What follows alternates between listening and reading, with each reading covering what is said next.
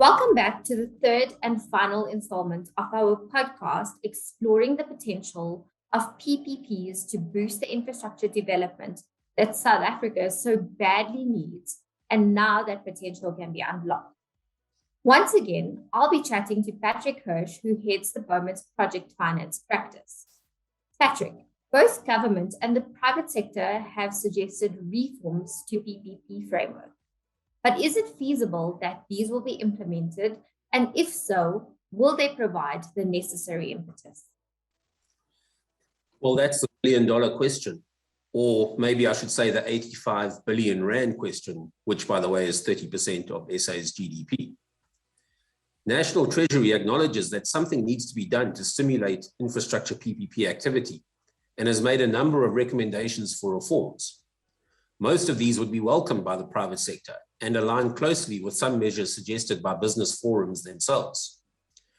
Treasury's proposals, however, do seem to be heavily focused on reforms in the framework and government structures.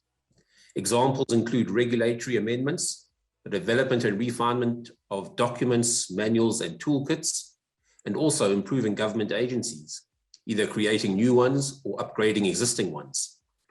Appointing dedicated PPP functions is also mooted. While certain of the challenges in the PPP sector undoubtedly do lend themselves to these sorts of solutions, it's unlikely that improvements to the framework alone can overcome the issues.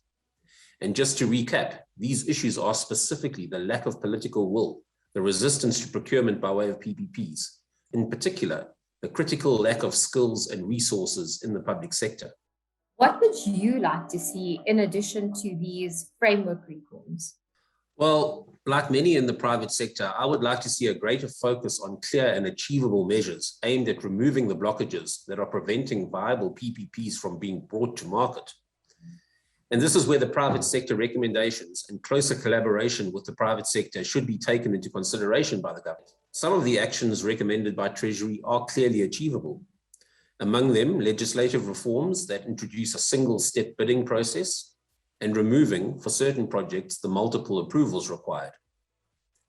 Other options include rationalizing and calibrating the project preparation and procurement process according to project size, risk, and nature, and making the requirements for feasibility and affordability less stringent where appropriate. This all sounds very easy, but is there anything preventing us from moving forward with the actions that you've identified to be achievable? It's important to remember that these are at the moment only proposals. It's possible that some of them might in fact be met with resistance from within government itself. An example is the proposed exemption of PPPs from the Preferential Procurement Policy Framework Act and the indications that unsolicited bids might receive greater support than they have done up until now. Another is the proposed creation of a centralized gateway body, which will screen all projects. And if they are found to be suitable for procurement by way of a PPP, it will direct the relevant institution to go that route. Given that there's also a recommendation to introduce sanctions for responsible office bearers at public institutions who have bought PPPs once they've been initiated, a framework that denies the procuring institution the discretion to procure by way of alternative processes might not be popular. Lastly, while some of the measures put forward can be implemented relatively easily, quickly, and without great cost, others, particularly some that are critical for PPPs to be viable at all, will require time, money, and resources. Among these are the establishment of a chief directorate as a center of excellence within government, dedicated to the regulation of PPPs, and specialized PPP training for public officials. One has to ask where the funds and resources will come from, and how the implementation will be accelerated sufficiently to meet the urgent demand for infrastructure and economic growth. The timelines set by National Treasury for implementation have also been questioned.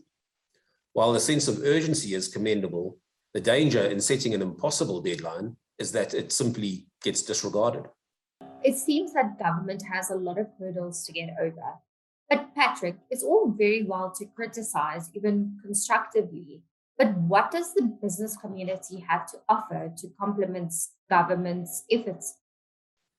The business community is well positioned to help, by equipping public sector entities not only with the skills required to prepare and launch bankable projects, but also those required to use the PPP framework.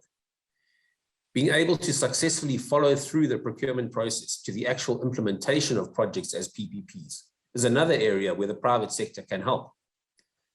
What's more, the private sector can support the public sector with the capacity and skills to design and implement effective procurement programs within the PPP framework. And where necessary, this could be funded by grants from developmental institutions. Has the business community made any practical suggestions in this regard? Yes, take for example, unsolicited bids. Business has pointed out that unsolicited bids are a way of allowing the private sector to drive project initiation. They could also ensure that the private sector's resources, skills, and capacity, from legal and technical to financial and market analysis, are drawn on to ensure that these projects are well prepared and bankable. Treasury's proposed introduction of detailed regulations dealing with unsolicited bids will therefore be welcomed by some, but probably not by all, as unsolicited bids have historically not been regarded favorably. The private sector has made some other practical suggestions that should be taken on board and considered by government. For example, it has been suggested that Infrastructure SA could be the forum for receiving and considering economic impact studies carried out by the private sector and identifying high value for money projects. The Infrastructure Fund, on the other hand, could be used to fund project conception, planning, and preparation. It could also perform a de-risking function by providing guarantees. This sounds like there's a lot of scope for the private sector to become more involved. Absolutely. What's more, the private sector has proposed a number of policy-led interventions that fall outside the PPP framework itself, but would be likely to make infrastructure investment more attractive to the private sector. For example, it would almost certainly boost investment if government finalized the bill on expropriation of land and recommitted to property rights. Opening up own power generation would also help. There has already been some progress in this space with the recent announcement of an exemption, which raises the registration threshold for self-generation facilities from 1 megawatt to 100 megawatts. Another example would be the granting of concessions to private companies to use existing SOE infrastructure, such as ports and rail, on a concession basis. It is possible that all this is captured by Treasury's proposed integrated public investment system and PPP policy, but that remains to be seen. Ultimately, the less the regulatory burden placed on investors, the higher the investment quantum will be. But this needs to be balanced against public policy objectives. For example, economic empowerment trade-offs might be politically unpopular, but should be considered where small policy sacrifices could result in substantial increases in investment and thus economic growth.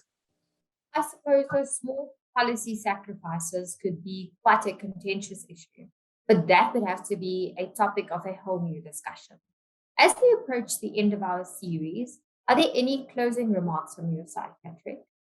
What's clear is that the right people on both sides of the partnership, both public and private, need to be talking to one another to ensure a collaborative effort. This would be so much more valuable than two separate initiatives. Separate initiatives could result in legislative structural reforms within government that don't address the commercial realities that need to be addressed to draw in private investment on the scale and with the speed required. One very positive development, though, is the suggestion by Treasury that a forum consisting of representatives from key participants in the public and private sectors should be established. This is a very welcome signal of intent by government to work in close collaboration with the private sector. Thanks again, Patrick, for your insights. It's great to end on such a positive note. We'll be looking out for further developments on that front.